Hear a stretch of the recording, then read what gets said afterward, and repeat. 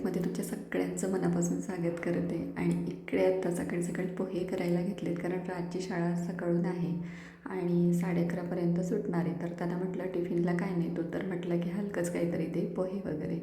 तर मग इकडे आता माझं पोहे तयार झालेलं आहे टिफिनसाठी. आणि आता थंडीचा जोर इतका वाढला आहे ना, तर सकाळी सकाळी थोडासा गरमागरम चहा घेतल्याशिवाय अगदी थंडी निघतच नाही म्हणजे. तर त्यामुळे वाटतं चला पहिले इकडे चहा घेऊया आणि मग त्याला सोडायला जाणार होते. रातची पण आता एका बाजूला चहा होतो, तोपर्यंत आवरावर चाललेली आहे. आणि तो रेडी झाला का मग आम्ही निघणार आहे. मी पण फ्रेश होऊन मग जाणार आहे. म्हटलं येताना कसं आहे, थोडंसं सकाळी सकाळी छान अशा भाज्या वगैरे छान मिळतात. रस्त्याच्या बाजूला बसलेले असतात, अगदी म्हणजे शेतातूनच आणलेला असतो त्यांचा माल. तर मग म्हटलं चला येताना 1-2 भाज्या वगैरे आणूया म्हटलं.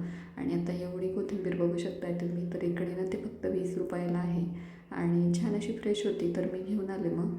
आणि मी तिला ना असं एक असं निवडत नाही बसत. मी मागची बाजू जी असते ना, माती वगैरे लागलेली असते, ती डायरेक्ट कापून घेते आणि मग ताटात ठेवून मग व्यवस्थित तिला निवडून घेते.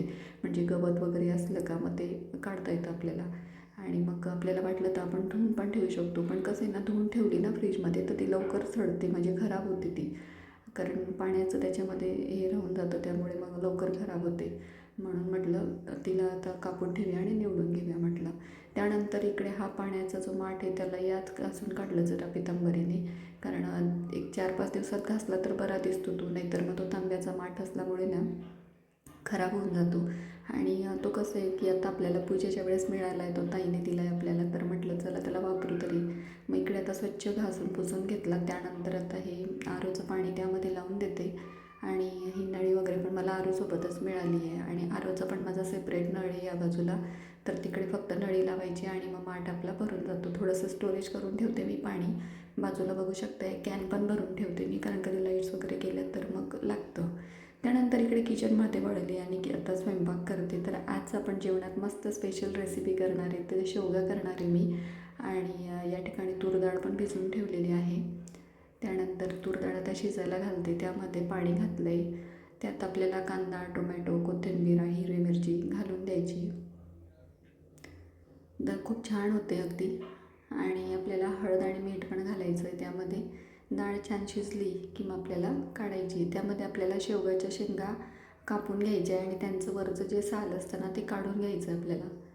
तर या ठिकाणी आता डाळीत मी मीठ पण घालते आणि थोडी अर्धा चमचा हळद पण घालणार आहे. आणि आपण याच्यातनं दुसरी डाळ पण घालू शकतो, म्हणजे हरभऱ्याची डाळ पण घालू शकतो. पण तूर डाळीने खूप छान टेस्ट येतो. आणि 2 ते 3 शिट्ट्या आपल्याला घ्यायच्या आहेत. छान मऊसूत अशी डाळ आपली शिजून जाते. इकडे एका पातेल्यात मी शेंगा शिजून घेतल्या होत्या वेगळ्या, कारण कुकरमध्ये खूप गळून जातात त्या, म्हणून मग थोड्या वेगळ्या शिजून घेतल्या. आता डाळ पण आपली शिजून झाली आहे. 3 शिट्ट्या झाल्यानंतर मस्त अशी बघा. आणि इकडे आता आपण फोडणी देऊयात. तर कढई गरम करायला ठेवली, त्यात तेल घातलेलं आहे मी. त्यामध्ये आपल्याला फोडणी करायची आता. तर जिरे मोहरी घालूया, हिंग घालूया अर्धा चमचा. त्यानंतर मी 2 ते 3 सुक्या मिरच्या घालणार आहे, याने पण छान टेस्ट येतो. त्यानंतर कढीपत्ता घातला आहे, लसूण आणि आल्याची पेस्ट घातली 1 चमचा, हळद घातली आणि लाल तिखट घातलं आहे 1.5 चमचा. त्यानंतर त्यामध्ये 1 चमचा डाळ घालणार आहे आणि छान परतून घेणार आहे. नंतर शेंगा घालून आपल्याला मस्त अशीच परतून घ्यायची आहे. आणि त्यानंतर मग जी आपली शिजलेली डाळ आहे तर ती घालायची आहे, म्हणजे मग छान फोडणी बसते.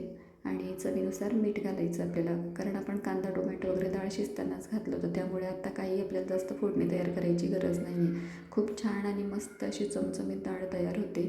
चवीनुसार आता मीठ घालूया. आणि आपल्याला जर वाटलंच की थोडी घट्ट आहे तर आपण त्यामध्ये गरम पाणी करून घालू शकतो, कारण आपल्याला भातासोबत किंवा चपातीसोबत खायची असेल तर. आणि मस्त इकडे आपली ही शेवगा डाळ तयार झालेली आहे. आणि हॉटेलमध्ये हीच डाळ जर का तुम्ही ऑर्डर केली तर कमीत कमी 150 रुपयापर्यंत एक प्लेट मिळते. आणि पाहिजे तशी टेस्ट पण नसते. तर घरी बनवून बघा, नक्की तुम्हाला आवडेल. तर खूप छान होते अगदी. इकडे आपण आता 2 ते 3 मिनटं तिला चांगली उकळी येऊ देणार आहे. आणि त्यानंतर वाटलं तर आपण वरून कोथिंबीर वगैरे गार्निशिंग आपल्याला हवं तसं आपण करू शकतो. खूप छान लागते अगदी, भाताबरोबर सुद्धा टेस्टी लागते. त्यानंतर आता संध्याकाळचं कार्यक्रम म्हणजे आम्हाला जायचं होतं बाहेर, थोडंसं झुडिओत जायचं होतं. रातसाठी शॉर्ट्स वगैरे घ्यायचे होते. तर मग आता निघालो झुडिओत जायला. तर मुलं तर खुशच होतात बाहेर जायचं म्हटलं का. तर इकडे आम्हाला घ्यायचं तर काही नव्हतं दोघींना, पण बघायला आम्ही इकडे आलो होतो. कारण खूप जास्त कपडे आता होत आलेले आहेत, त्यामुळे जास्त काही खरेदी करायची नव्हती. आणि हे जे ड्रेस आहेत ना, तर ते पुतळ्यांवर इतके सुंदर दिसतात आणि काय माहिती आपण घेतल्यानंतर आपल्याला अंगावर ते वेगळेच दिसतात. त्यामुळे म्हटलं ते लांबूनच बघूया आपण, आपल्याला नको आहे असे ड्रेस.